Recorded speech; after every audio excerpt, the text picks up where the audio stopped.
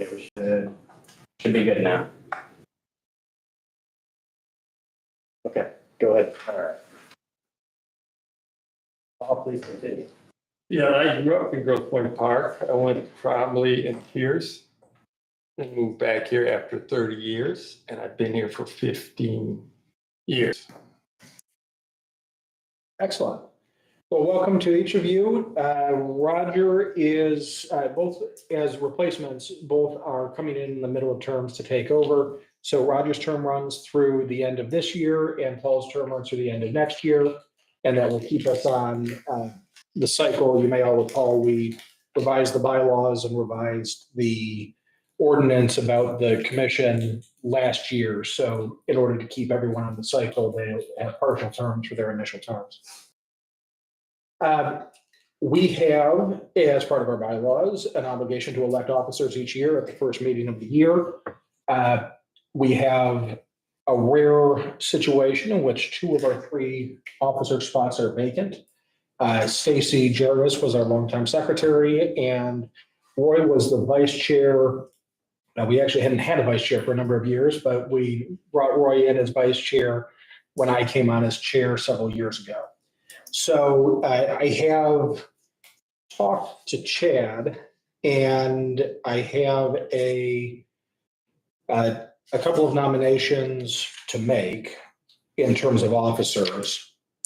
So I'd like to begin by nominating Patrick Gleason to take the role of secretary for this calendar year. Does that need a second? I don't think the nomination needs a second, but if there's any other nominations, and then we can vote on secretary. Sounds good. Any other nominations for secretary? Hearing none, all in favor of Patrick? Aye. Aye. Aye. Thank you. Congratulations, I think. And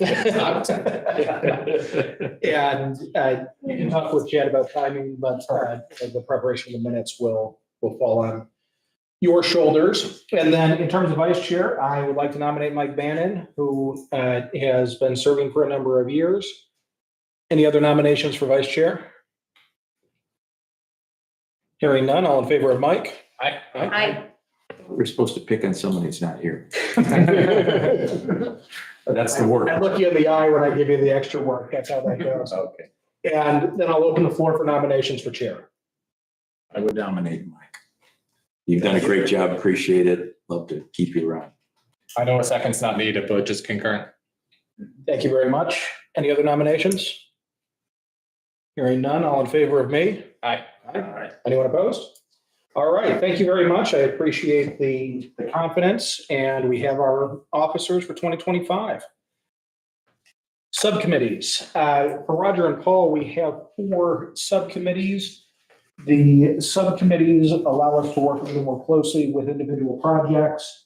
And part of the goal of the subcommittee process is, rather than having 11 commission members emailing Chad every time they see something that needs attention in the parks, or with ideas about a bigger picture directional item for the parks, the subcommittees get together and talk about those items, and then give Chad and Stedman and Tom Frazier a chance to consider any questions in advance of the meetings and have informed responses for us.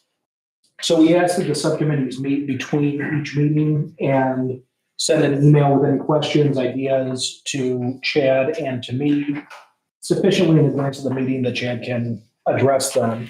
What we had found was we had a lot of questions for Chad that were coming in at the meetings, and he was trying to answer them on the fly.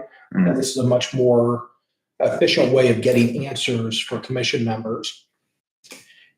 So for this year, the Windmill Point Park Subcommittee, Howard has been the chair and will remain the chair.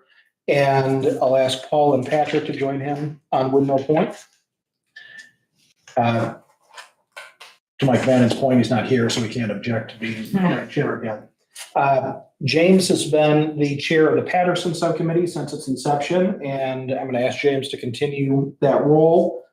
And Mike Bannon has been on that one as well, so we'll ask Mike to stay there.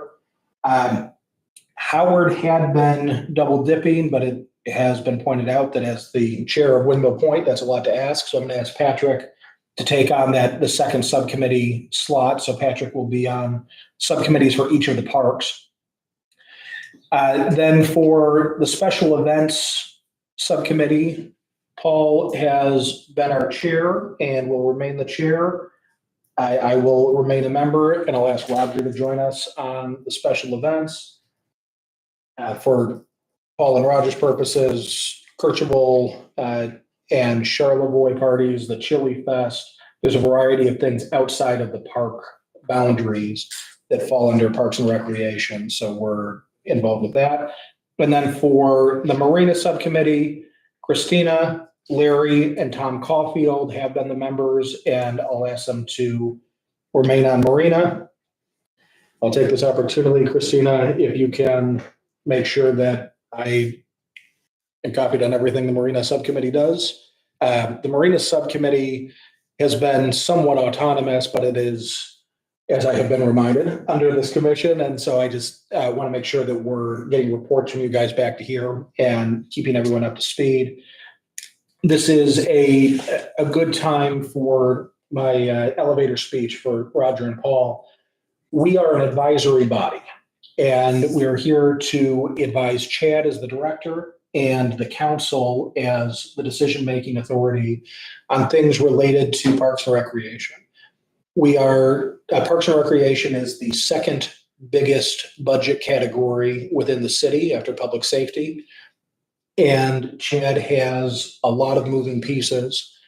The goal of this commission is to get community input and for us to represent the community in knowing what our friends and neighbors are looking for and what people want changed, what's working, what can be done better, what we need to make sure people are getting kudos for. And when a decision is needed, it is then brought either to Chad and run through the administration or to city council for things that need budgetary approval or things like that. So while we have these subcommittees and we have a lot of hats, at the end of the day, we're making a recommendation. And city council will from time to time ask us for recommendations on items of interest to them. If there is something major being considered, they may ask the commission to look into it and share our views. We do have public hearings, as you've already heard tonight, and there's public comment at the beginning and end of every meeting. But the biggest source of comment is you guys using the parks, talking to the folks in the parks. We have boat owners and Christina and Larry and Tom who are involved with the marina. I know Mike was instrumental in the dog park, and so dog park usage. James has small children and the young family input. But each of us brings a unique perspective, and that's what we're trying to gather here. And what my preference is for these meetings is that we're able to talk about these issues to make a recommendation. And we've been moving strongly that way. So just in terms of our mission, if you haven't gotten the welcome email yet from Chad, you will with the bylaws, contact sheet, meeting schedule, and that has the legalese behind this, but that's the task that we've taken on here to support the city council and the city. So thank you to everyone for your subcommittee participation as well. And that brings us to Mr. Craig. Can I ask one question before we move on? Just for my record keeping, is there a chair on the Marina Subcommittee?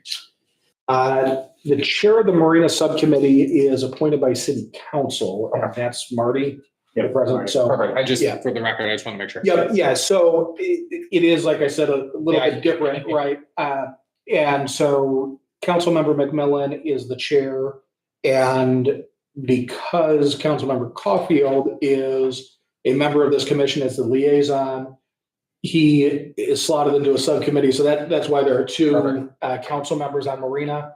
But all the better considering the expenditures that we've been talking about as a group that city council is going to be looking at in the near term here. I appreciate that. I just want to make sure I had that correct. Yeah, and on that point, in terms of keeping everybody up to speed, or you up to speed? Is that really the role of the chair? Will we have a We can meeting? talk to them. I can talk to Marty and have him do it. I just want to make sure that the Marina Subcommittee is working with this commission for the big picture ideas, and you guys have in the past, right? It just some of the questions about status.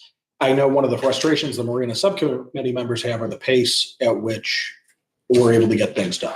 Right? By the time we've had some of the work done, then whether we can finish things this year.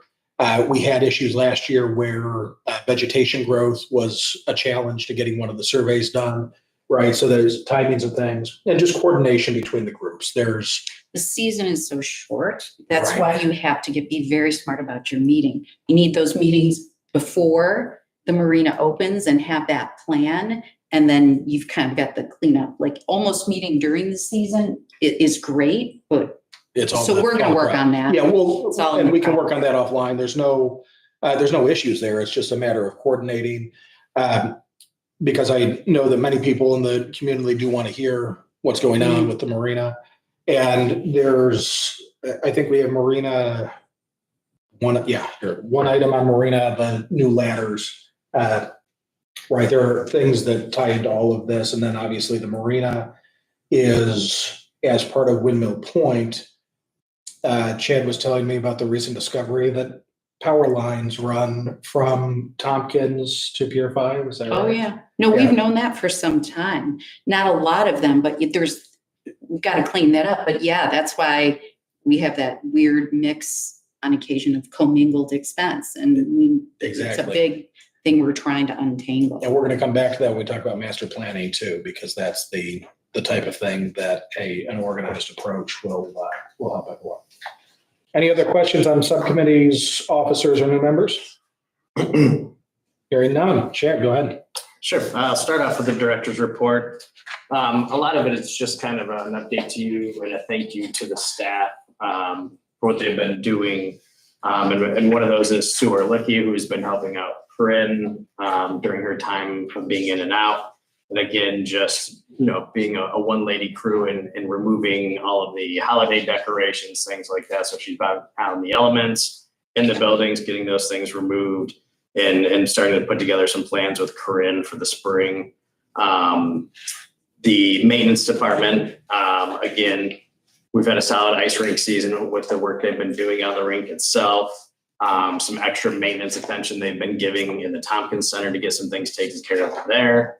And also snow removal and salting and things like that. Again, kind of scheduling with their team members to have a couple of bodies available to come in earlier in the mornings and things like that to clear out the walkways to the Lavin Center, into the park entrances and items like that. So it's nice to kind of put that plan and schedule together with them to make sure we've got guys available to come in before our residents and our other staff come in to get those areas cleaned up. I'd also like to thank our city mechanic as we got him back. I don't remember exactly when he started, if it was around September or not. But he's been doing a nice job catching up on equipment that needed to be addressed, repairs, just service and maintenance on those. So it's nice getting him back in and getting those items addressed. And then also again to Stedman and all the staff with the implementation of Civic Rec, the gate staff, we had a couple of meetings and went over some items on that. The front desk staff and Stedman working with myself just to get everything ready for that and the time and effort that we put in. There was, again, a few challenges anytime you import one entire program and bring it over to another platform. There can be challenges with that. And I'm sure we'll still face some, but I think it's going to be a bit smoother of a transition to this new software than I had anticipated. So I'm looking forward to that. And again, just a thank you to the staff and what they've been doing the last 5-6 months. And we'll move on to programming and special events if there aren't any questions on the director's report. Go for it. Marshmallow Drop will be April 12th from 10 to noon. The first drop is scheduled at 10 a.m. and that will be for ages 5 and under. Ages 6 and up will be the second drop at 11 a.m. Children will collect marshmallows that fall from the sky from a helicopter. They will turn those in for goodie bags. There will also be 6 lucky winners in each time slot that will find a golden egg.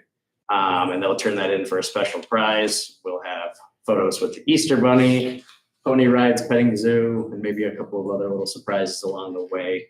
Again, that's another popular event. I do believe it's a little bit later this year than it was last year, so hopefully the grass is a little greener and the weather's a little warmer.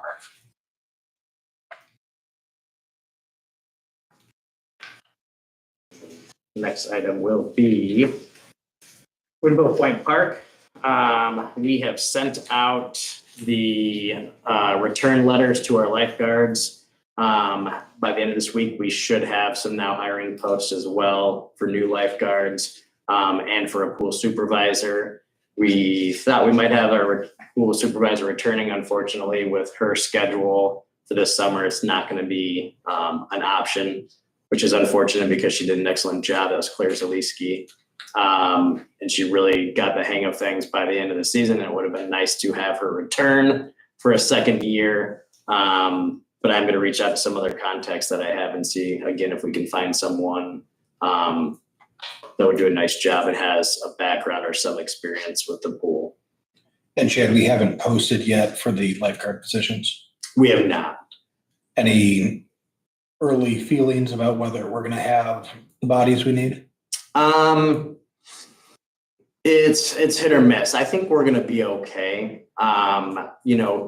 Last season, Claire did do a great job of, holding the other lifeguards accountable and having expectations put in place and things like that. So sometimes when you may have a shift from different supervisors and the way they execute things, that could be a bit challenging. We did have a few situations, incidents within the staff itself that worked itself out.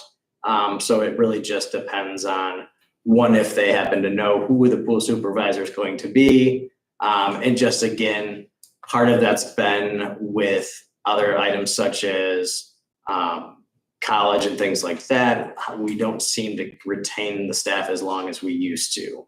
They'll either look for some other positions or again, studies, trips, things like that. It seems like we used to really average 3, 4, 5 years, and now sometimes it's 2 or 3 years. So What's the minimum think, age? 15. So I do believe we will have a nice amount of new lifeguards coming in the summer. Excuse me. Got it. Thank you.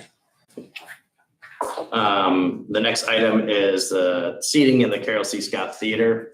I am working with Irwin Seating right now. They are based out of Grand Rapids.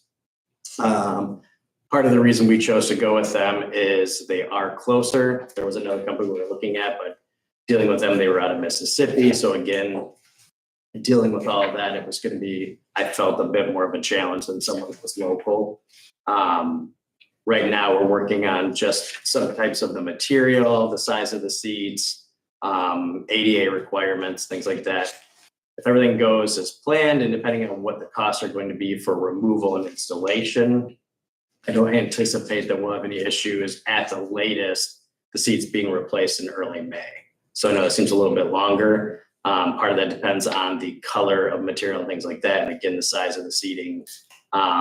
It could be even sooner than that. It may not take all that long once we get the final prices on the tear out and installation. So we do want to make sure we go with a quality product. I know I mentioned in the last meeting, really what you're looking at is something that is going to be 8 to 10 years probably. So we have at least an idea when we need to start planning again. But they feel with the type of theater we have, again, 12, 15 years, they wouldn't be surprised if we went that long. But it is something you are going to have to plan for. And that's really just the type of material that they have. So with enough activity and things like that, you are going to have to replace the seats. Chad, I know you mentioned last time they were looking at whether they could use the same brackets, whether we're going to have to do anything to the floor. Any updates on that yet? It will be, so with the style that they are proposing to us right now, it will be a singular seat and not a love seat like we currently have. So there will be less brackets, and which is also going to allow us most likely to add additional seating in there. So what we would have lost for the middle row with handicap seating of having 4 of those options there, we will actually make up by adding on to the end of a row and have probably most likely more seats than we have in there now, which will be nice. Something we have to look at is what the cost is going to be. What they were proposing was a fixed, basically armrest that would be in the middle between the 2 seats, where currently that one moves up and down. So you could have a couple where you could lift up that middle armrest and give yourself a little bit more room. That's something I got to look at if we want to have that in there, what that cost is going to be to have that in there rather than a fixed armrest. But we will gain more, and it will be different bracket style, because that's where you will have less brackets to mount and the ability to have more seats in there, because it's not taking up as much room with the brackets. Got it. Someone else had a question. Yeah, I had a question. This was a donation, I believe, is covering the majority of it. So Yes. you really need to use the money and act upon it. What is the biggest holdup? Is it the design? Are they not getting back to you quickly enough? Part of it was we went back and forth a couple of times with pictures, measurements, original drawings and things like that. And I didn't feel comfortable with what they were putting in place. So I requested that they have a site visit. So they did come with the site visit. There was a week that one of their staff members was off, so we played a little bit of back and forth. And I've just been reviewing it with my team member. And then I also discussed yesterday with Paul Scott and got a confirmation on the color. At first, there was not a request on color of seats or anything like that. Come to find out, there's a certain color we would like. So I'm glad that we've taken our time on a few things to make sure. Again, I don't want to come in and just push something through to rush it to get it done. I also want to make sure that we don't have any unnecessary added expenses of just maybe a bit more luxury type items that would take away from our cost on the removal and the installation. I would like everything to be covered, or as much as possible within that donation that we received. I got it. So you're looking early May. Is there a big lead time once all the decision factors? Part of that's what I'm waiting on is primarily that color request. So we don't think it could be, but it could change. It could change quickly, but at this time they feel pretty comfortable with that. So What color? sticking with the red. Okay. So still early May. So there's That's at the latest. That's at the latest. It could be possible that we could do it early April. So because a lot of people, I think, would be very excited. I mean, that theater's amazing, absolutely, I don't want to. but it's Yeah. So I think people would be very excited. It'd be great with the new.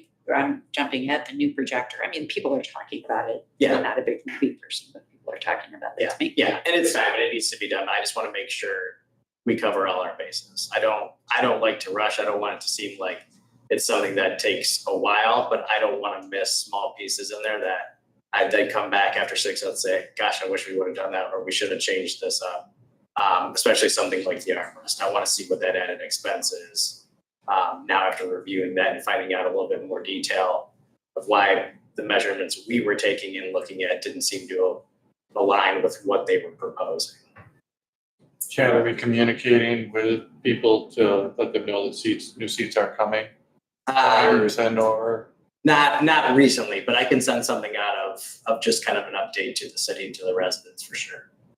Yeah, absolutely. Maybe if you get a better handle on the time, because you don't want to say. Yeah, Over. yeah. Yeah. Again, I left a message. The last 2 days was again a little bit of phone tag. So I left a message again today just to email me and see a good time for them to set up another phone discussion tomorrow. So are you gonna keep the reclining seats? yes. All right. These letters. All right. And I'll add a little bit more to the marina items too. But the big one was just the safety lights that we were approved for. Tom has been working with Mike Morphy and Evan Marsh to find out exactly what type of ladders we want. And the biggest thing for me was to make sure that whatever we go with, we're going to be able to reuse when we do this marina project, not to put something in now, and then for whatever reason, they don't work with the new layout.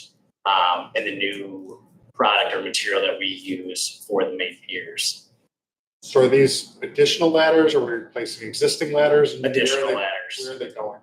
They're gonna go throughout each one of the main piers. So there will be a certain number of them at the ends of finger piers so that you wouldn't have to swim down to the end or at the beginning. You would find 2, 3, 4 throughout that entire stretch of the pier. And they'll be marked and designated and even a map to show where they're located. Do we have signs in there saying no swimming and letting people understand why there's no swimming? I'd have to double check us out, but we do have a sign on every pier entrance things. Yeah, basically. Yeah. No fishing, no fishing and no There's a swimming. reason why we can't swim. Yes. Oh, yeah, we let people, they don't know. Yeah, there's no fishing, no swimming signs, the entire stretch of the fencing. And then there's other additional items at each entryway of the piers as well. Yeah, I understand. I know that there's no, I know the no swimming sign, but I haven't seen like electrical current possible or some like, not only say no swimming, but let, Sure. I think. and maybe there is, Because I'm not saying. because it's years just- ago, that was our big push because There's fairly certain we have newer ones that It's not we, dangerous. Yeah, I can swim, I'm fine. You jump in, you can't swim. Across from. there and it's dangerous. I think they're at each one of the Piers? entryways of the Yeah. main piers. Because I can't speak to the piers, but just for public perception walking by, Yeah, they're posted. this was probably 2 or 3 years ago that we got up What with I- a new sign. Yes. I'm less concerned too about warning people why there's no swimming, just that there's no swimming, right? Yeah. It's not a follow the rules if you're making the risk calculus. Yeah, it's a, there's a reason that we don't want swimming. I mean, it's not safe for boats. You can't have boaters coming in and out of there looking for swimmers, popping in that finger piers. Oh, yeah, no. The number of ladders and placement of ladders, is that something that the Avon-Marsh weighed in on, or is there a? Not the number, mostly just the style that they felt would be best for when we actually do the renovations with the marina. Just a few different styles and what to kind of look for, that there's a lot that are similar, but the prices can vary significantly. So look for a handful of key items on those and then make the best judgment on. Don't overpay for something that offers the same features. And you and Tom are comfortable that we have the right number now and the right locations? Yep. Excellent. And that was approved already for Yeah, we'll just have to. this year or? Yeah, for this current, it'll have to go to one of the council meetings for approval because it will be over 5,000. But for this year, so that by then, okay. Yeah, the plan is that we'll have them all in, hopefully before we open. So we'll probably take it to the March council meeting and then get the ladders in and have those installed. So it hasn't been approved? It has been approved for our budget, not for the amount that we're gonna spend at the one time. So our budget has the amount. Got it? Yeah, They just said, okay, I got it. Yeah, so we were Yeah, it's approved to gonna have be that over much for 5 it. for sure. The But when rest we of it's- order from one company, the amount that it comes in at, I will have to take that for. I got it. And You then, said you had a few other things? yeah, just a couple others, touching base with Mike Morphy from Avon-Marsh. He is looking to have the structural survey draft, on his desk within the next week or two to review that. The joint permit application is underway, and he also expects, OHM to be doing a topography survey next week. So a few more items and things that they're doing, to get us again heading in the direction that we're looking to be in. So, is that, I know in December we had talked and Avon-Marsh was gonna have a report by the end of the year, is it the same report? That is the same report. Tom, I think, had mentioned that it was January that they were gonna say. I think he just said the end of the year. It was supposed to be the end of January, beginning of February. I followed up again and saying, we're getting close to mid-February, and so they did apologize for the delay on that, but I should see that. You're on, because to Christina's point earlier, there's a window to do these things. Yeah. And the The underwater. structural survey's already been done. It's, the report hasn't gotten to his desk yet from the results for it. So Right. it's already been conducted. Can I ask one question? Yeah. 'Cause I keep hearing, I thought the underwater survey was done, and somebody else didn't think it was done. Is There was it an done? underwater survey that was done for pilings and seawalls, things like that. The other one that they were looking at doing was basically to mark all of the pilings and support structure, things like that, by going underwater and getting where those markers are for all of those. that's what was prevented with the growth of the vegetation. They weren't able to go down when it was completely clear. So there was an underwater survey, or is that a different? There was. There Yeah. was, Yes, yeah. but they The didn't. one that we weren't able to do was so that they could mark all of the pilings. So that way when they decide what they're gonna do for the top surfacing for all the piers, they were going to mark underwater and be able to do that by going underwater and find out where every piling is for those support beams, basically. They weren't able to do that because of the vegetation growth. So with all that growth, they weren't able to go under because all of that would be in the way for them to read that. So the other underwater was just topography, not the pilings. It was basically to see what kind of shape they were in. What kind of shape was the seawall in? Do we have to do any work? Do we have to replace Okay. it? Do we have to replace pilings on the finger? That's what the. I don't want to, no pun intended, get in the weeds, but I was understanding that all the pilings were reusable. That's what I was Yes, understood. what they're doing is the placement for them, so that they know exactly when they redo everything, where they line up and the measurements for everything. So when the top pieces come off now, they know where every single piling and marker is on their. I think what you're saying is, Two things. this is marking. So the one they did before, because they found a few pilings that they didn't expect to, so they were able to do a survey. Yep. But they weren't able to mark everything electronically. Yes, To come back and plan off it. So, Okay, yes. okay, and For that, engineering and design. So okay, so that is now done. The report is with Avon-Marsh. They're finalizing it so they can get it done. that is just the structural. That is looking at the condition, everything. The one to do the markings or designate where everything is located, that's the one we're waiting. That's to be done. Yes, Okay. Yeah. So we're waiting for the final report on structural, yes, and they have not yet conducted the GPS everything. yes.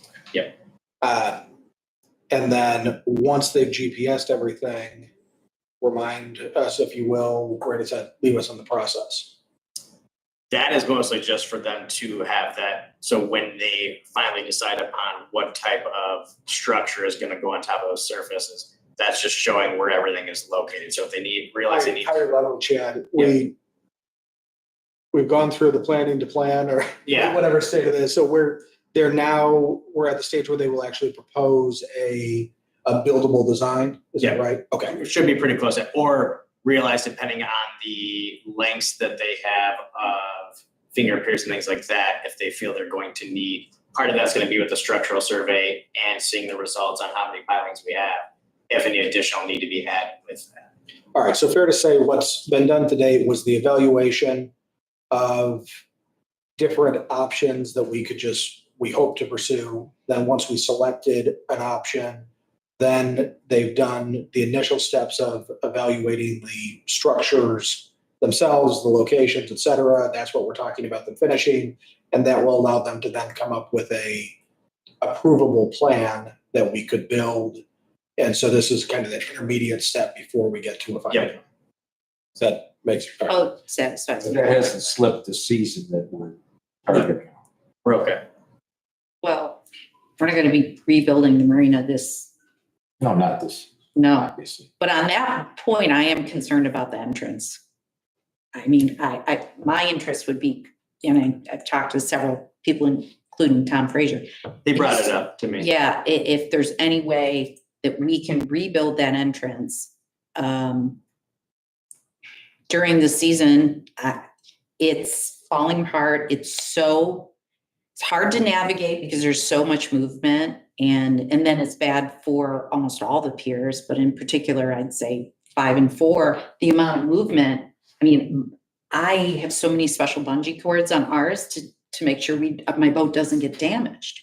And I've seen boats rocking and rolling, which is why Tom is constantly tightening the lines. It's so, based on the 8 different marinas I've rented from, it's by far the worst. I mean, the whole point of a marina is to keep that wave action out with the break wall. And I think it's primarily the entrance. I would be curious to get their opinion on being able to do anything. I mean, it's an enterprise fund. We have $775,000 worth of unrestricted funds.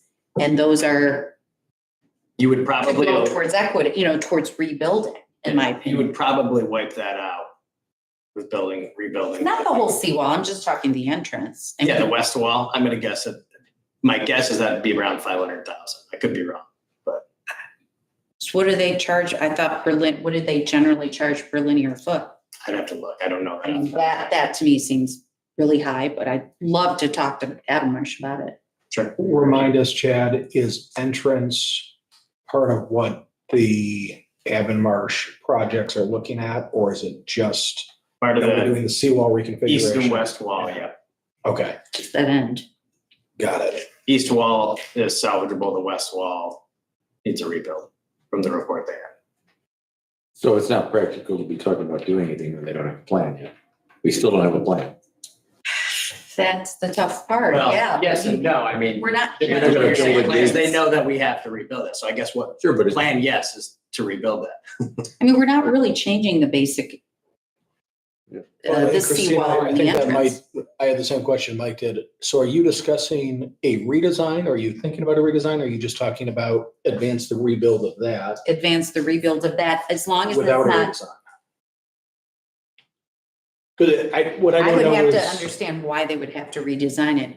I mean- Right, and I have no idea. I'm not a voter. From my I'm point of not- view, that seawall just needs to be rebuilt. I don't believe there's any redesign, Okay. it is rebuilding what is, So if it were Exactly. rebuilt to spec, it would help moderate, hopefully, the issues you're talking about. Yeah, plus we've had to fix things. There's, I mean, it's crumbling in there.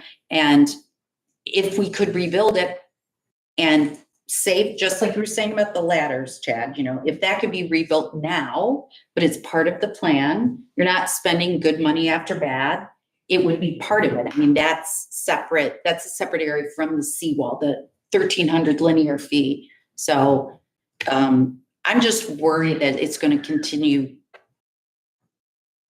it's just getting worse and worse every year, So at some point it could just crumble and then you're going to have a hard time. You don't have an entrance with your boats, So, absolutely.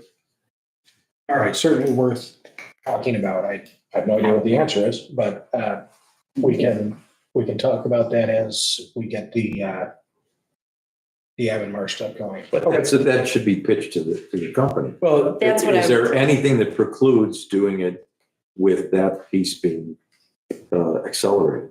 and the cost difference, if we're doing it all at Right. once, right, versus piecemealing it, what would it do? And if we're committing to doing the other project, can we still accommodate that? I would be interested in knowing all those things, but are you working on that part? Is Tom Frazier working on that part? We're both. I put some of the focus for Tom to kind of stay in a regular conversation and messaging with Mike Morphy to just kind of stay on that. As part of that, and it may make sense for you to talk to Tom, there might be other items that are less visible to folks that he views as emergent or we can do and still retain, like the ladders, right?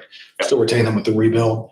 So can you put on your list to check with Tom on kind of the marina priorities that would not be rendered obsolete by the marina rebuild? And whether that's the entrance, whether it's something else that we haven't talked about, right? That's what we're looking to get from Tom. Absolutely. Other questions on the marina?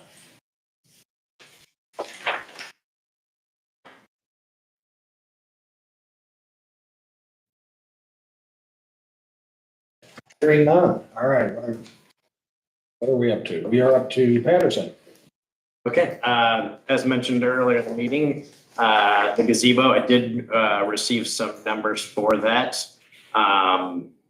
As you'll see, the 21,975 is to remove the concrete steps and a new pour. With that being said, those numbers can vary a little bit depending on, that number is if we were to replace steps the entire perimeter of the gazebo. Right now, it's about 3/4 of the way, because there's some landscaping. So we would make the decision if that landscaping came out and we went steps the entire way around. Do we want to go steps on half of it and do some different landscaping? Pretty much with all the numbers on here, there's some flexibility depending on what we want to do and to what extent. What we also have to take into consideration is the new steps would probably just be the concrete and they wouldn't have the Weavic tile on. So it would just be a concrete step. The 19,170 is removing the existing lattice structure and replacing that with new treated lumber. The tile repair and replacement, power washing, paint, sealing, caulk and prep is right around 10,000, depending on how significant that gets with the tile repairs. But that's not putting tiles back in the steps. That would be with this item. not in the steps, nope, just on the top level of the structure underneath the roofing. The 3,200 to 5,000, again, there's some wiggle room with that. That is just looking at different options if we were to go with concrete benches with armrests and backrests. If you did the recycled composite materials, things like that, what do you want the seating to look like within that structure? So again, these are numbers I looked at based off of what I thought would be if you went to put in 4 concrete benches, some type of concrete table potentially in front of it, and seeing what we thought we would want to do. So that's kind of where we're at with the numbers, and depending on what we want to do for the upgrades. There's a couple that I don't think we have any decisions on that we have to do, which would definitely be the lattice structure that needs to be replaced. I am working on with what I have available in the budget to see what we can get done this year with the current fiscal year budget, and then what we can also request for the next one that starts in July. Who is doing all this? The work, or Yeah. it would be a few different contractors depending on, So it's not bundled. no. The concrete was a separate contractor than the builder for the lattice.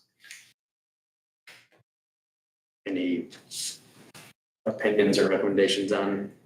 Do we rent that area out for weddings or anything else? We don't. We do a small fee for small ceremonies and things like that, but it's not typically an amenity that gets rented out very often. It's pretty much open. I went to a wedding at Pine Knob with a very similar gazebo setup, and it was very successful. And I'm wondering if that's a revenue stream for Patterson. And would be thought out to put electricity in some things you need to do if you wanted to. It does have electricity. Not a ton, but there are a couple of outlets. Is it working? As far as I know, yes. I know they usually stretch it from there over to the shelter from time to time as well, so, yes. But I can have our city electrician double check, but Just I have when felt- does work, that seems like the time. to- Yeah, oh, for sure. I have felt that we could, I hate to nickel and dime on every item that we have and charge for something. It is nice to be able to just walk up in that and sit down and not be worried about being kicked out for something that's gonna take place. But I would agree with you that it could serve a purpose as another type of shelter for picnics and or small weddings and things like that. Again, depending on to what level we wanted to take it to, in vehicles going back with chairs to unload and things like that, that's where it could get a little bit dicier if you start turning it into a fairly regular wedding venue or something like that. Transporting chairs and things like that back there, could become a bit of a challenge, especially with how the grounds are there and making sure they stay on high grounds and kids playing and running around having to go back Yeah, there. you'd have to put in a walkway. Yeah. And then Right, the sorry. blackbirds would not be happy with it, so that. Blackbirds could be a challenge as well. That would also impact the permanence of tables or benches in there, I presume, right?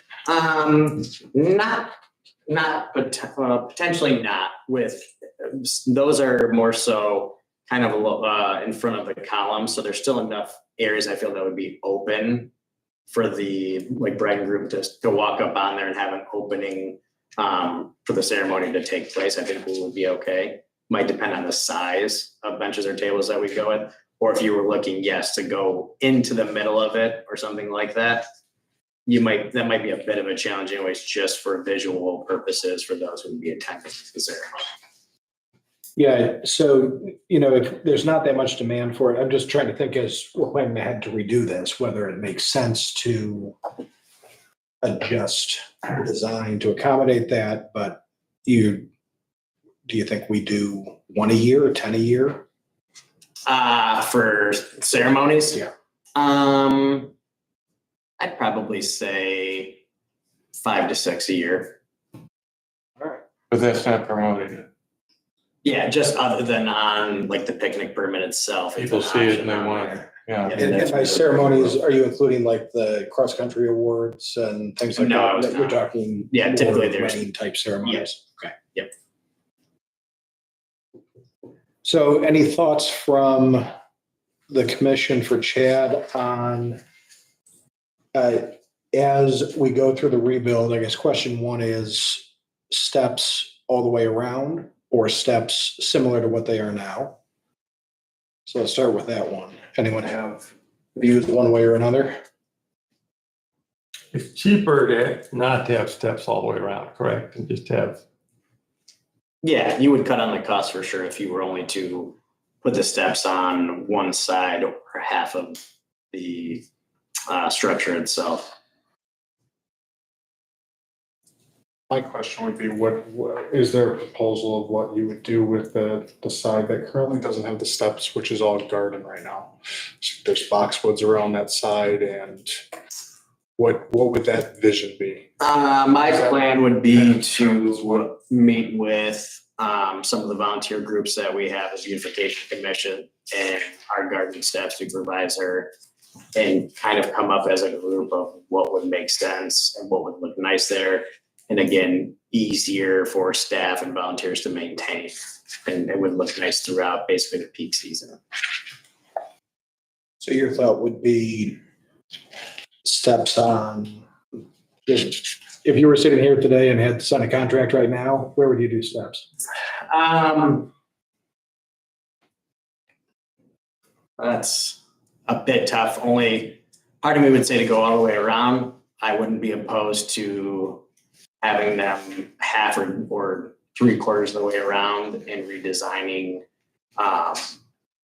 the landscape to go there as well, and not necessarily. I think part of the discussion had been, do you want to open it up more and make it more inviting to go into it? Or do you want to put in some areas, whether it's the corners or along one stretch, landscaping that again closes it off a little bit and doesn't open it up? So I guess my thoughts are, what changes do we want to make to this without taking away from what its original look and purpose was for? So I don't want to go all in on something and completely change the look and feel of what it was. But I also know it needs some updates. It does need some changes and recommendations that came again with removal of tile in certain areas. That just is going to be a constant problem for us, but also to start taking more advantage of the use of what could potentially be there for us in the long run.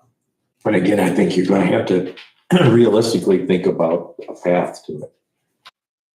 I mean, you're talking about running it for weddings, you can't have a mud pit.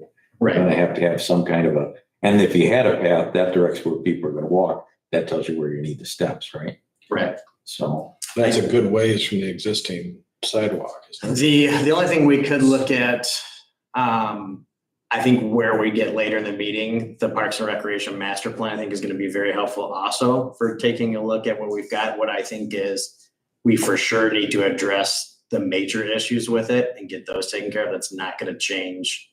The lattice structure on top is not going to change. It's going to be something that's the same. Again, And good point. Do the steps have to be replaced to do any of the other structural work? Or can we do the steps as a phase 2? I would believe we could do the steps as a phase 2 for sure. So right now, in terms of the roof, the support structure, et cetera, I think I agree with what you just said. I don't think that would change. It wouldn't dictate anything else we're doing. It's the steps and the benches or seating, whatever options there are, and tables that would dictate that. My phase 1 would be to replace the lattice structure. That would be the number 1. And following with the different design ideas too, I just think it's an important distinction to make. It is a special gazebo. Care a lot about it. I took my Christmas cards, pictures there as a kid with my parents.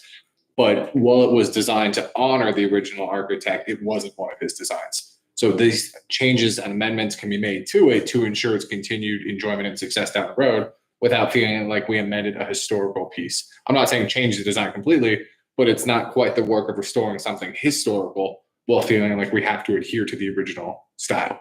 It's great design, great layout, but just more, the primary focus now is ensuring its continued success and enjoyment can be done to the betterment of everybody getting out there without worrying so much as maintaining the original feel to a degree. And I think that's where you might see with the Parks and Rec master plan of more pathways and things like that to get to certain features and amenities throughout the park, tying more things together.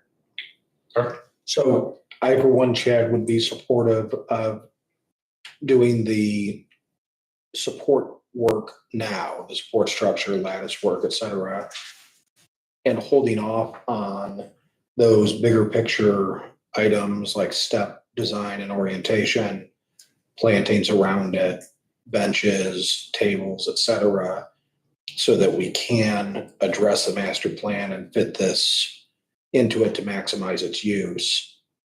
I mean, I could also see running access to it off the boardwalk potentially, but that will, how we're envisioning the use of this, I think is a master plan type item.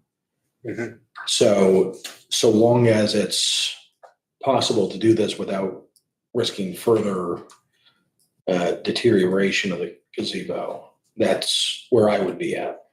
And I think that would be nice to get a bit more community engagement of, do we want to see this turn into, an item that gets rented out more, or something that at all times for a family or a grandparent, a grandchild, or something to be able to access on their trip and sit down for a while and then.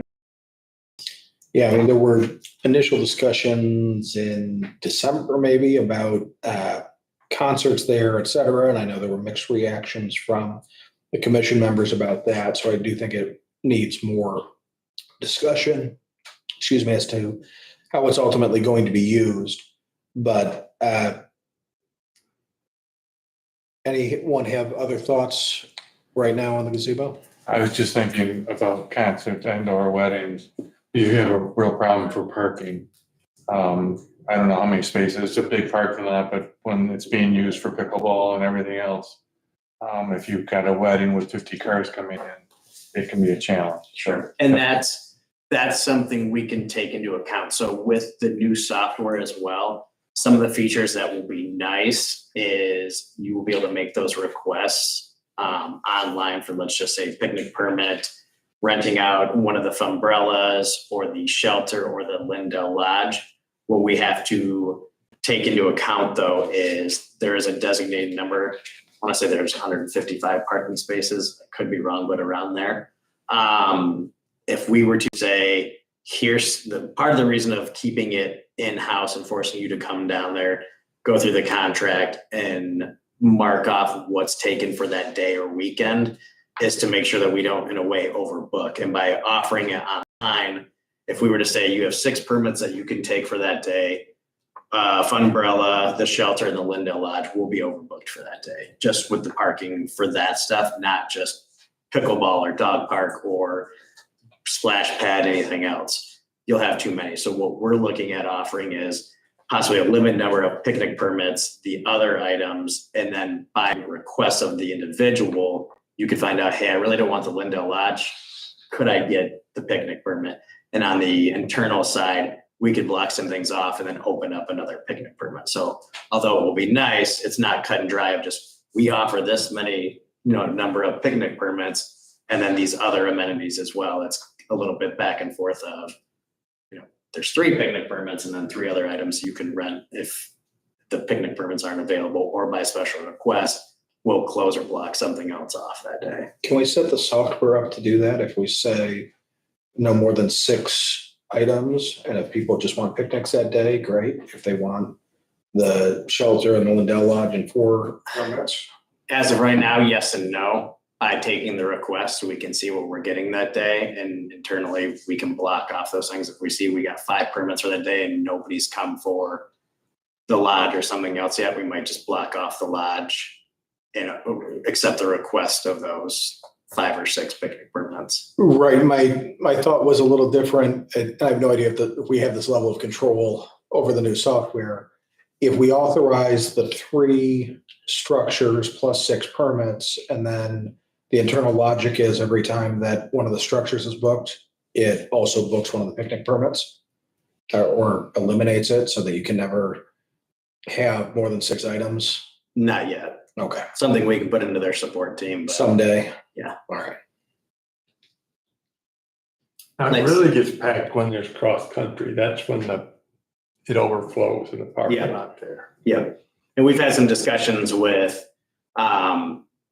some of those teams and coaches on some better ways to make that happen too. As I've told them, I don't want to see them go somewhere else, and they felt maybe that they had outgrown the space and felt bad with a couple of issues that we had. But I think we can work together, and I wouldn't want to see them go somewhere else. But I think we've had some conversations where we can eliminate some of the issues. For the most part, it's on days, that we're not looking at a ton of permits and things like that, where we have a tendency to block those things off ahead of time. So we won't run into somebody requesting for picnic permits during the middle of a cross-country meet. And with it kind of being their home base and not a ton of options for them to run, I don't want to say I take pride in it, but I like the fact that they're able to come to our park and be their home field and run and just see what that park's all about. Because again, I've mentioned in the past, all the other directors mention how much they love Patterson Park when they come there for any events that we have, and it's, I don't want to say a hidden gem, but it's a beautiful park. And again, my job is to make sure people are out enjoying recreation and a better quality of life. And this is a way that gets a lot of people into that park. I will say hidden gem, and I will say I think the cross-country meets are a great use of it. It brings activity into corners of the park it otherwise wouldn't be, brings people in who are surprised it's there if they haven't been there. And while it's an intense use, it's a short, intense use. It's not a long event. So finding a way to keep that there, I agree with you, makes sense. Yep. How many teams use that as a home course field? 3, 4. That's great. There are times when parents are upset because they can't park there. They can't park on the grass, and there's not a lot of street parking there either. Right. So we can continue to work on it. We do ask them usually to try and send out the messages to carpool as much as possible. There's really only like 1 or 2 meets that kind of present that challenge. But I've already had those conversations with that coach, and there's also some parking blocks and things like that along the drive that we can put that will eliminate the parking on the grass, especially when it's brand new grass seed from an ERV project. But Grosse Pointe Schools were on top of it, and they did come out and do all the necessary repairs and things to it right away. So again, we have a good partnership, and we'll come up with some more ways to. If they get any recommendations or things on that, what we can do on those days, I'm all for it. Excellent. Is there anything you're going to say about the boardwalk tonight? Or maybe this is taboo, but if we're going to do this in phases, the gazebo, I'm just thinking with the plan that you and Mike are talking about, if we do phase 1 and show some good faith that we're repairing things structurally and things are going to happen, maybe there would be some buy-in from people that are interested in sprucing up the boardwalk to include in that renovation the pathway that you're going to need to make it more useful would go from the boardwalk to the gazebo. Yeah, Mike, let's hold that to the master plan piece, because you're putting your thumb right on the heart of where we're going. Yeah. Other gazebo related items? Playscape. Oh, sorry. Oh, no, I guess you have made a recommendation to David Lattis. Anything else? I guess. I don't know. Are you looking for a recommendation, or were you just looking for input from the commission? What are you looking for? Maybe a little bit of a recommendation again, maybe from the Patterson subcommittee, if you guys haven't taken a deeper dive or look at that yet, but of some of your thoughts to bring back of How much landscaping do we want? I think we have some other groups that we can work with. So sorry, longer term, you'd like their input on that, but tonight, are you asking for recommendation from the commission on what portions of the repairs? Yeah. Okay, so two separate asks. For the Patterson Subcommittee, make sure the gazebo's on your list of things. Now, thinking about what Chad's described tonight, long-term use, access, the secluded feeling of having the greenery around it versus the open feeling of having the stairs around. And then, sorry, go ahead. I guess what I would be looking for too is if the commission is looking at that, let's not take a long time, or we're not getting this done, or we're not seeing anything happen. Please take into account the numbers that we're looking at could be $35,000, $45,000. I'm going to tell you right now, that's probably not in my budget to just go out, and it's going to have to go to council. So what you want to see get done, you're going to have to kind of tell me with that 21,001, if I can find it in the budget right now to take approved and get those items done. But to say this is going to be done and you're going to see a brand new or a completely renovated gazebo in June or July, you probably won't. So I don't want it to look like I'm not taking care of that for you, but we're going to have to go through a few steps to get there. It's not going to be get the numbers and then go get it done. We're not going to be able to do it that way. Yeah, so that brings us to the second item. So the one longer term is the concrete work, how it fits into the overall park use. In terms of tonight, an understanding that Chad does not have authorization to do this, but rather has, as we requested, gone out and gotten the quotes and come up with the plan. It would be the remove existing lattice structure at the 4 hip roof sections, leave the ridges, rebuild and replace the roof lattice sections with treated lumber, and then probably tile repair, replacement, paint, etc. Because that, would we have to redo any of that work based on the concrete work, or? Depending on what you do with the steps, there's tile that's on the side of that may be impacted or may not be impacted on the removal of the steps for the existing tile. So what I would open with, and then we can discuss, is doing the structure replacement and the treated lumber replacement, and then only as much of the ceiling and caulking as you need to do for preservation purposes. Because I suspect that if we redo the concrete work, we're going to want to recaulk, repaint everything then. And I'd hate to have to explain to council why we need another 10,000 to do that.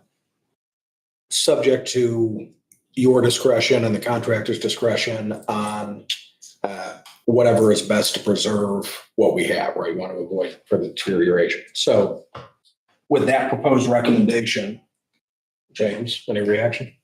I think the lattice structure should be repaired if we can get that, and everything else should be kind of left either to the subcommittee and then eventually down in the master plan discussion. Any other thoughts? I feel differently. No, otherwise we got to build some momentum. So if we can get this going, that's great. If you can get that in your budget, that's great. That gives everybody more impetus to move on to the next phase. So I think that gives you the recommendation, Chad, on how to proceed, and then we'll leave it up to you and your team to go to council. I know if Tom were here sitting next to you, he would tell you, talk to him about money. So go talk to Tom about money and let's see what he can do for you. Okay, and thank you for the recommendation call out. That's what we needed. All right, playground. Yeah, I'd just like to thank Howard, Pat, Mike, James, part of as the Patterson Subcommittee and the Friends of Patterson Playscape for meeting with Nick and myself in January. Kind of just touching base on what the future and plans are for the playground itself, but also agreeing to meet as the weather gets a little bit nicer out with myself and the park maintenance supervisors to kind of come up with a plan of action that we want to see, by late spring, early summer, when school is out and it's really seeing its peak activity at the playground of, chain replacement or tire replacement areas that need some focus.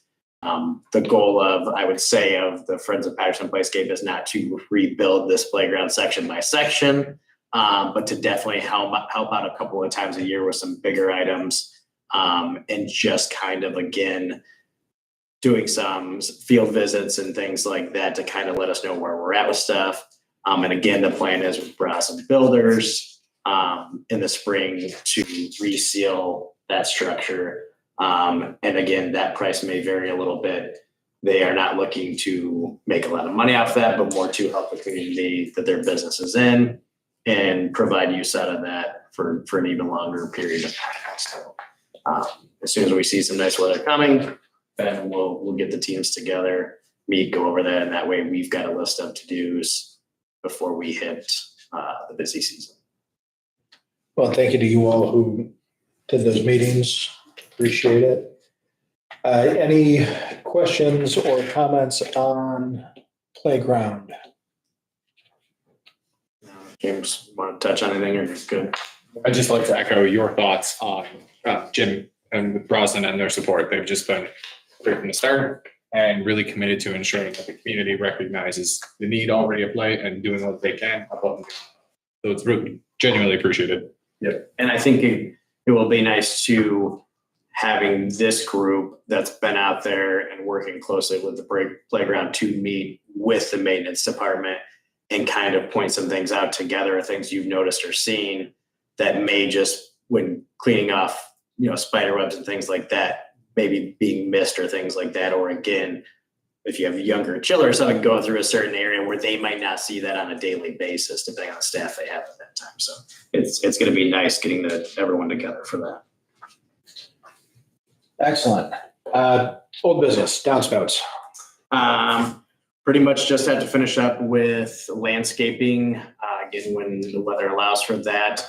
I did talk with Nick. I'd kind of put that in here a little bit, but I think it's very possible that Public Works will be able to help us out with pouring a small pad over in that area and then just purchasing a couple of bike racks like we have over the front of the Labs Activity Center to save on the time for families or, again, babysitters with kids and stuff coming down to walk their bike through that small gated entryway there.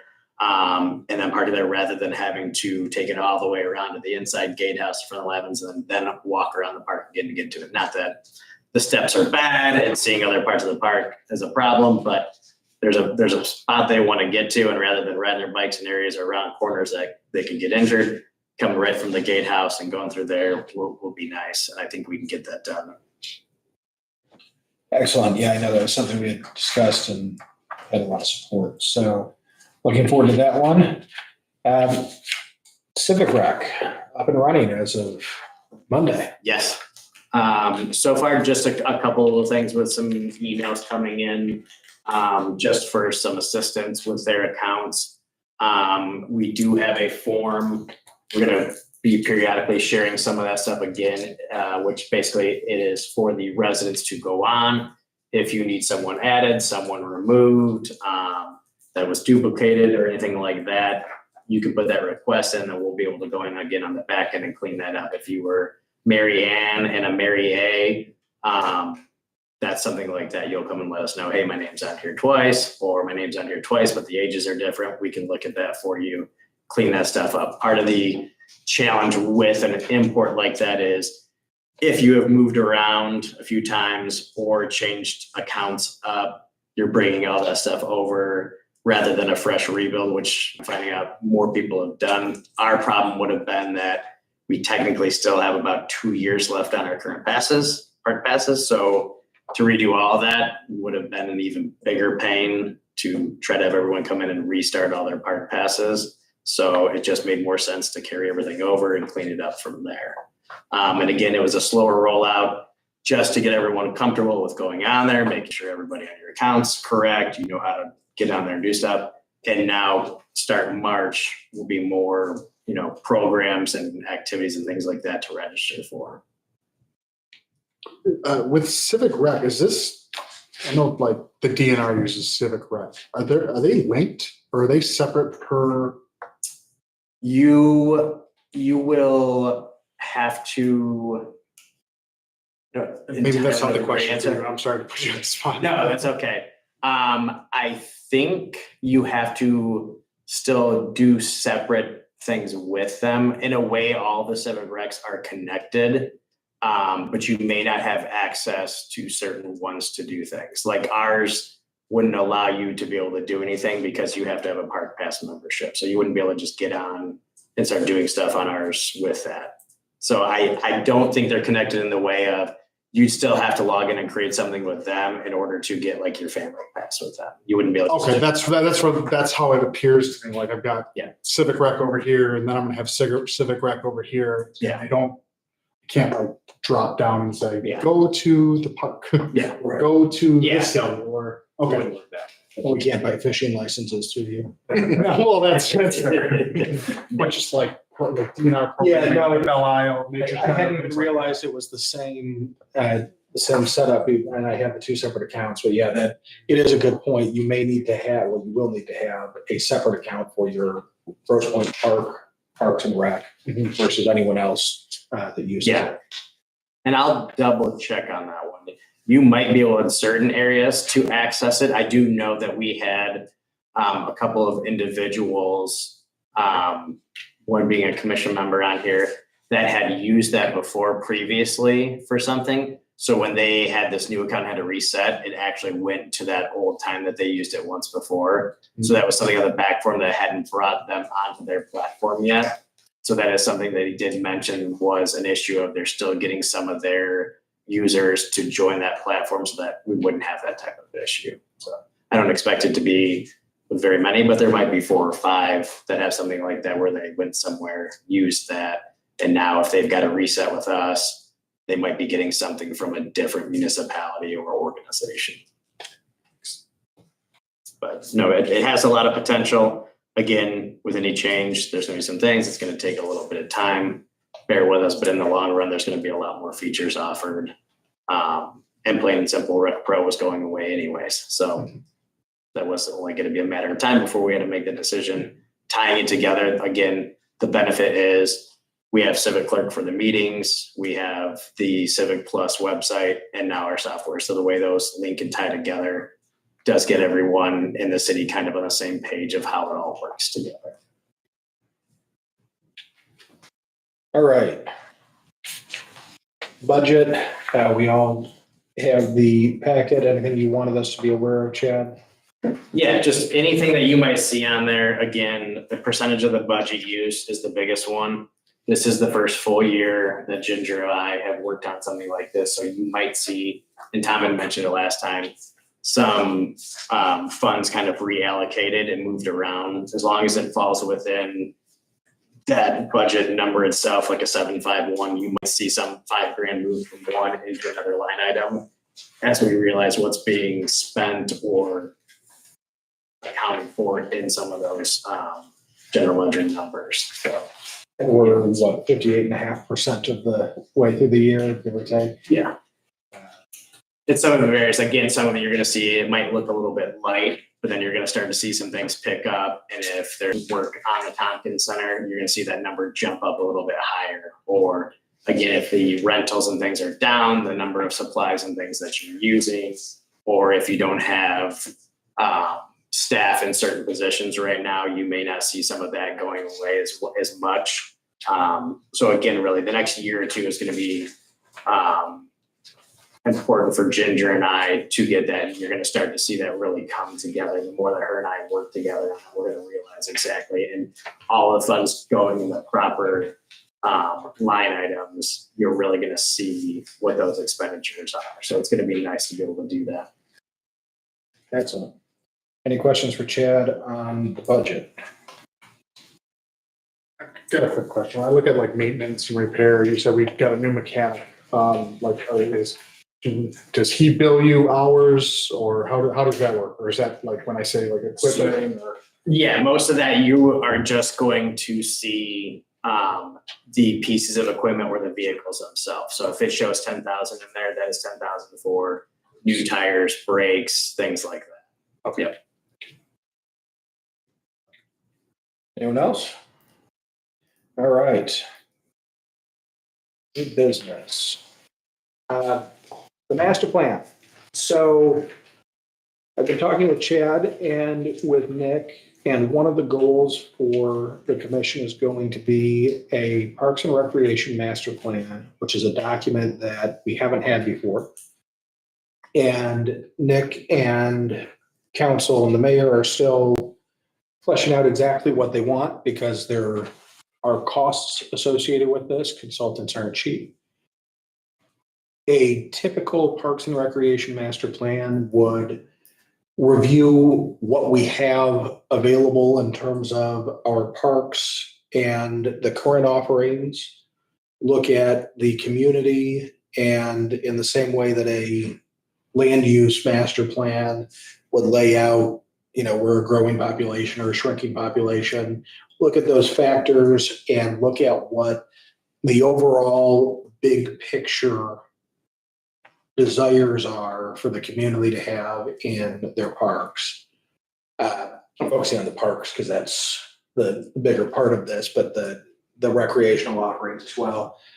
And then we would have both community engagement in these meetings and again with commissioners engaging with your friends and neighbors on what people want to eventually make a recommendation, the final form of this, the nature of the document, et cetera. No guarantees yet because I know Nick and I were talking about it today and nothing's finalized. But what I want everyone to kind of start thinking about is as we are addressing items with Chad, and as you've seen over the last several meetings, Chad developed that list of kind of big picture items that we know need to be addressed in the Parks and Rec world. And Chad is being asked to expand his role to capital budgeting and figuring out what we need to do in what order and how we pay for it. And as we look at some of these items, and as we've talked about tonight, there are many things that make sense to do in a certain order in order to avoid one of the things that always bothers me. They repave a street and then 3 months later, someone cuts it open to run something across it. And now you've got a patch in the middle of the brand new street. If we can sequence the work and sequence some of these other items, it will allow us to avoid putting infrastructure through a space where we may need it for something else. This will not be perfect. A master plan is a high-level document. Not only will we have things break, as we'll get to in a moment with projectors, but things will change. But the intention of this project is that we are strategically looking at where we want the city's parks and recreation offerings to be in whatever timeframe the consultants help us pick. But whether it's 10 years or 15 years, so that we can make more informed decisions and Chad and his team can ensure that we are trying to make the best use of the resources we have. We have these two incredible parks. We have all of these wonderful donations that have come from the foundation and from other sources. We have the playscape that was done by the community. And there are many of these things that we rightfully take pride in. Now we have to figure out how do we keep them? How do we keep them playing together? And do we need everything that we have? Do we want them? Is there a desire to change? I point out to people, pickleball didn't exist 10 years ago, certainly, maybe not even 5 years ago. And now we're converting tennis courts to pickleball courts. The desires of the community will change, and we want to make sure we have the flexibility for that while still keeping everything in the best shape we can. So the master planning project is a heavy lift. There will probably be either a planning firm or an engineering firm. A lot of those worlds interact. And then ultimately, what we will be doing is recommending this to the council. I would have every expectation council will have questions, changes, et cetera, they want made, and we'll take it back and revise it. But this is an exciting opportunity here because it gives us a chance to really help guide the Parks and Recreation for the future and do more of the long-term planning and give Chad and his team more control to execute on that vision as opposed to dealing with things as we have for many years, and they just keep growing, right? We didn't have movie theaters. We didn't have 2 movie theaters. We didn't have gyms. We have multiple pools and splash pads. So all of that is part of what we're going to look at. We were hoping to have it a little more firmly in hand tonight. We don't yet, but that's the big picture. So let me pause there. Chad, anything you wanted to add on that? Yeah, I think just the biggest thing will be, this is kind of going to set the way for the next 5 to 10 years. One, bringing the community engagement of what do our residents want to see. Also, with the kindness of the foundation and all the projects they take on, they will be able to see, okay, here's what you guys are able to handle. Here's what you're going to need. Here's what we can help you with. Or again, here's what's needed with the master plan. Those are 2 or 3 things we'd like in the master plan to kind of take on as our own project with working together. So 1, it will help give some ideas to the foundation for future projects. 2, figure out what we need to work on and what our residents want. What more do you want to see at this? Or, we're not getting a lot of use out of this. What could we potentially do with it? And I think by having this, that's going to set the way and also help me for the next 10 years of, here's what our plan is. We can deviate a little bit, but this is what we're looking to do over the next 10 years and really help me with my focus on what we're planning to do moving forward. And this is ties into several of the things we talked about tonight. Mike was asking about the boardwalk. How does the boardwalk fit into the long-term plans in the future? Do we want to keep it just like it is and rehab it? Do we want to expand it? Do we want to remove it? Do we want to turn it into something else? The gazebo, are we going to view this as an event venue? Are we viewing it as a part of the passive park that is Patterson? Does Patterson remain a passive park? Is there a different vision for it? Do we have the right amount of parking, right? All of these things are issues we heard about tonight that the master plan will help us make better recommendations, we hope, to Chad and the council. So questions from this group about the master planning process? I think it'll be a tremendous educational tool for our residents. Not just the part about seeking their input, but having them understand what things cost. And you have to make priorities just like your home budget. And if you want that, we can't do that. I don't think people really think about that very much outside of their house when it comes to the city. And when you see those broken down in black and white with an arc to it, I think that'll be very useful. Well, and there will be a couple components to this. The master plan, I think, is going to be more of a vision document. But as part of that, then Chad will be working on the capital project list will be then refined by this. But I'm going to make up the term, so don't hold it against Chad. The capital budget plan, right? How are we going to pay for these big items that we want?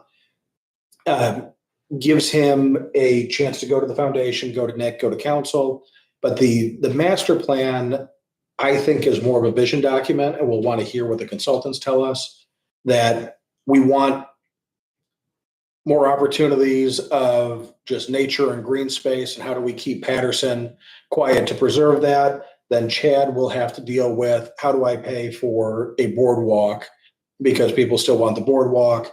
How do I balance the need for whatever it is? So there's an implementation piece, and I think the funding is going to be a key part of that. But I do think it will be an educational experience, certainly, as we try to get our minds around what do people want in 15 years in terms of parks and recreational opportunities. So it's going to be an exciting challenge. And we have not yet formalized any of this, so stay tuned. We'll be addressing that at future meetings. And I will say that Jay Kennedy, the chair for the Grosse Pointe Park Foundation, was very receptive and understanding and thought that was a good idea as well. They had made mention about some work on the boardwalk. And we kind of mentioned how that might be something nice to tie in with this and really see what the big plan is that we want to do with that. So he was open to that. And I think kind of liked the idea of let's tie that in. So again, how are we bringing sections or parts of the park together? And with boardwalk, that's a large area. Things of what could we add or do differently to it down the road by taking professionals that deal with this all the time in different facets of the parks. And what do we need? What do we want? What are we heading towards? And again, this is what they do all the time, so that they have a good idea of what the next 10 years are gonna look like for us. If I could just add, I think the good thing about this as well, and you should keep it in mind, you alluded to this a bit with the Parks and Recs project list that you gave us. So when we go down this path, we always have to also keep in mind how we can maintain the things that we choose, like keep that idea, the gentleman in the public comments said it too, not a repair mentality or, oh gosh, it's falling apart mentality, we got to fix it, but a maintenance. So as you're looking at the boardwalk, all right, we had the wood, then there's other materials, or do we abandon that entirely? Is it better to put more of a natural product or concrete, but have in mind the 5-10 years, that's going to allow us to do it. Cause I do think like you've been like catching up, but we have to, roof replacement for Tompkins. But if we had that vision for both. And some of that's unique in the fact of, we're at a time right now where it maybe seems like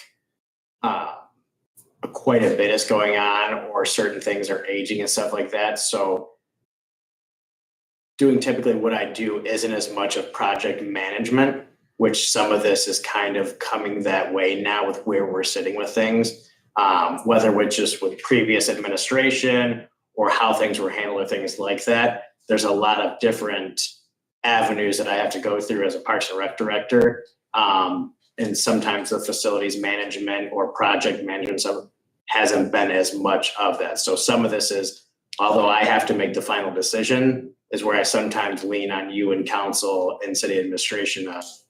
I've got a lot of projects going on, but I have a lot of day-to-day stuff too. So making sure I can balance all those is nice to get some of that feedback and assistance with you guys on recommendations.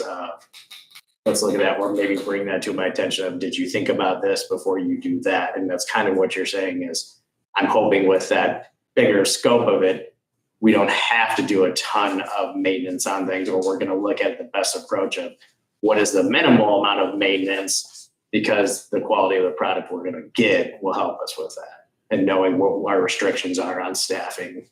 Yep, no, I think that Christina's point too is fitting into what you're reporting to us at each of these meetings. We are near the end of lifespans or major refreshes on a lot of significant items, which makes it all the more important to do the master plan now, because how we address those and what type of fix we're looking for, coordinating all of that on the master plan front will help give you guidance. And you're right, project manager has been added to your resume here, Chad, but that I think we have more of that coming in light of the age of some of our assets. So hopefully the master plan can help give some structure to how we're going to prioritize things. Do we have any kind of rough timeline? So there's an optimistic one, and there are ones that are perhaps less optimistic. Realistically, this would fall into next year's budget. Depending on who we go with, they might be willing to start with us in June. But we start in June. While there are some projections we could be done by the end of the year, I think that's unlikely. And then it's going to have to go to council and come back. If we had our master plan finally approved 12 months after we started, I would be very pleased. We could do it faster by. Well, I was just asking when we were going to start. Oh, I'm not even dreaming about when we'd be done. June. Put pressure on his mic, I don't know. We'll crack this thing out, Chad. Don't worry. I'll get the commission on board. No, I think everyone is excited. I know that Tom is as well, and he's out of town tonight, but we talked about that. So, all right. So let's talk about something we're less excited about, the broken projector. Yeah, last Thursday night, we experienced an issue with the Okalski Theater projector.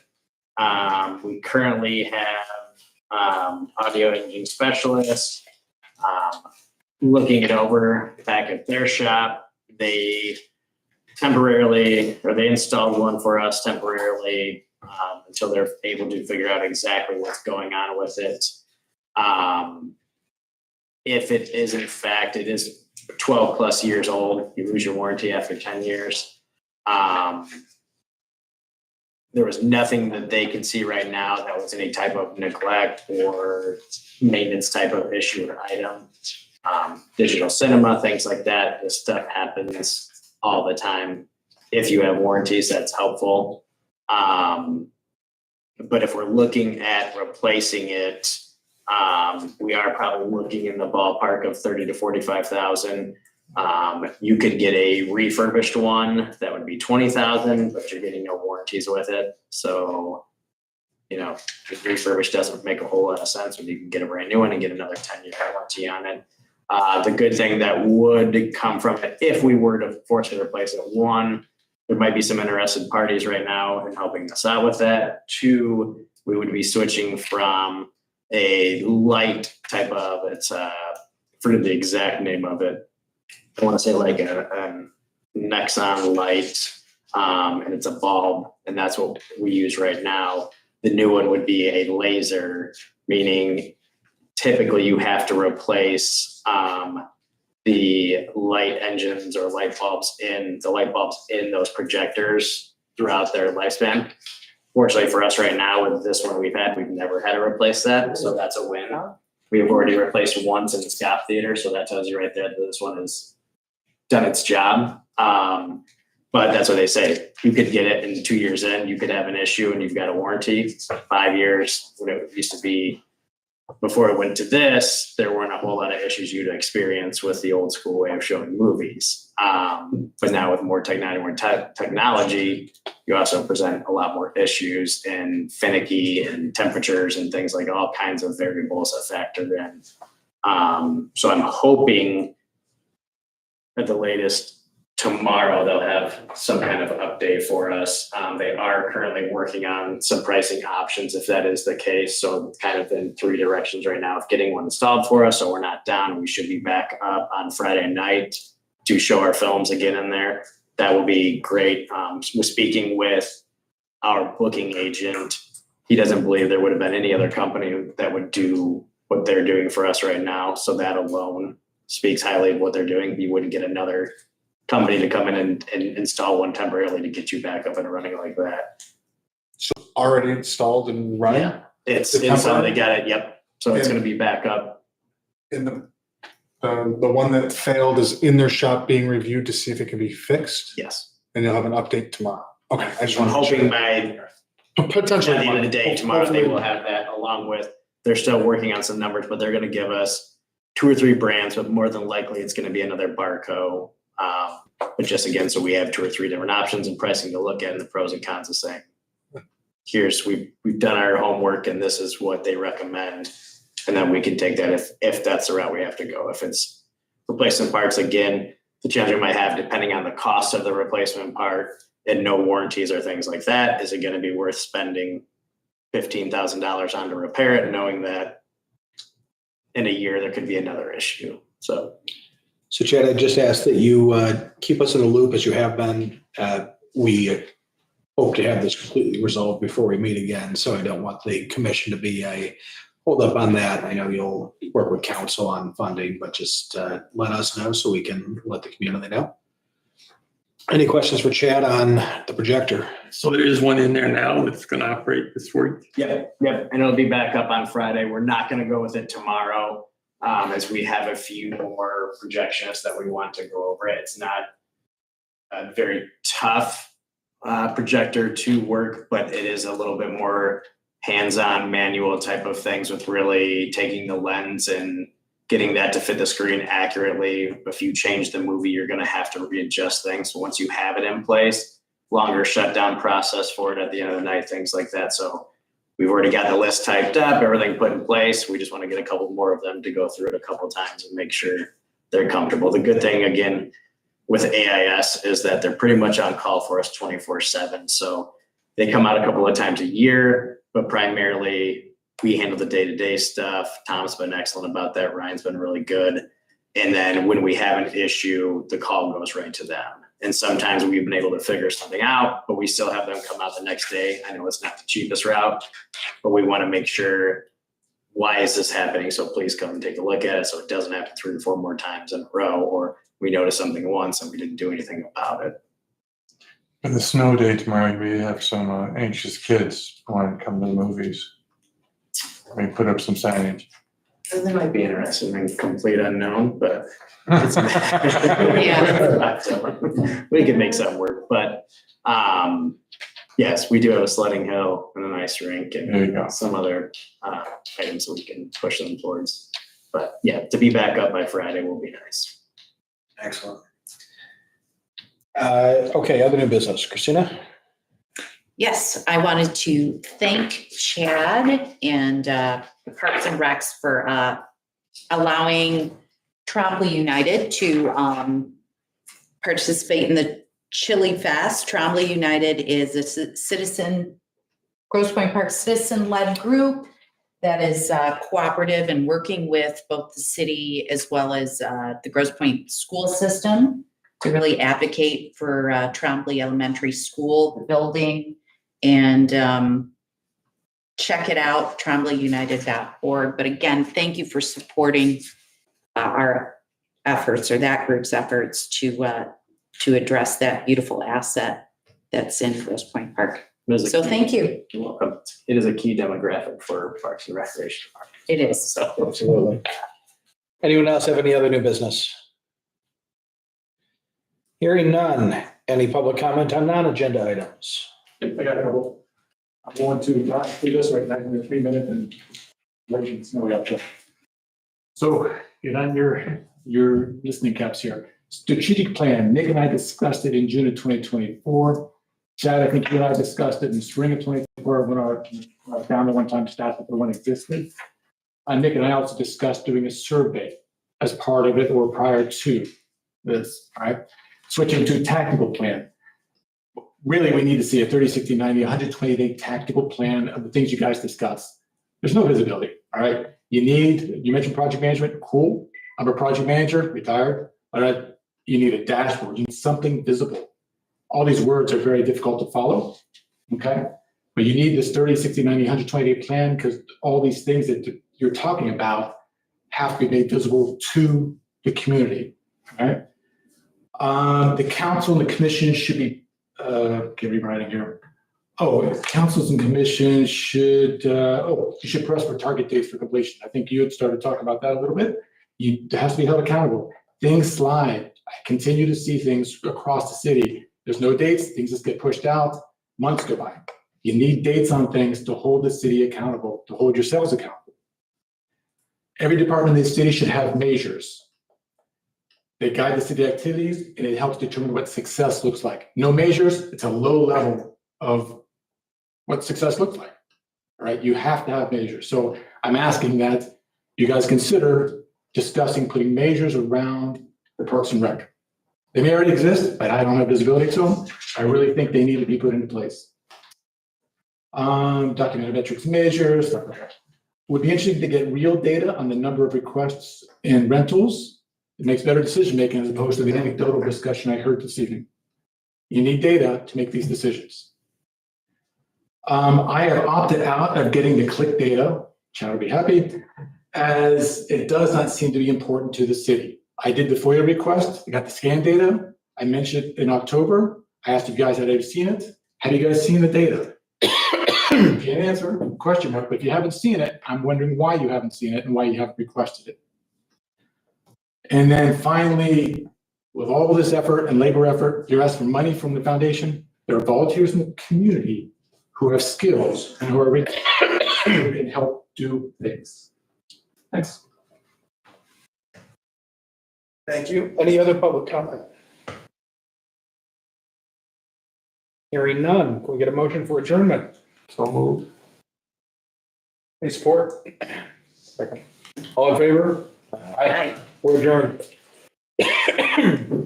Now, the moment for Zoom. I know.